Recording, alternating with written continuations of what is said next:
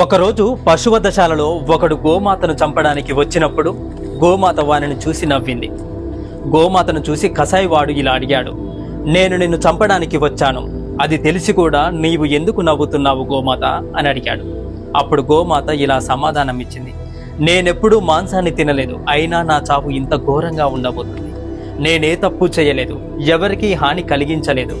నన్ను నువ్వు చంపి నా మాంసాన్ని తినే నీ చావు ఎంత ఘోరంగా ఉంటుందో అని ఆలోచించి నవ్వుతున్నాను అంది గోమాత.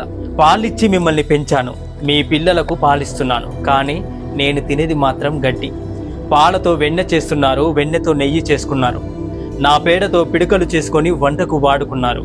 అలాగే నా పేడతో ఎరువును తయారు చేసుకొని పంటలు కూడా పండించుకున్నారు. వచ్చిన డబ్బుతో సుఖంగా జీవిస్తున్నారు. కానీ నాకు మాత్రం కుళ్ళిపోయిన కూరగాయలను, ఎండిపోయిన గడ్డిని వేస్తారు. కానీ నన్ను కసాయివాడిలా చంపడానికి వచ్చావే, నా పాల నుంచి వచ్చిన శక్తితోనే నన్ను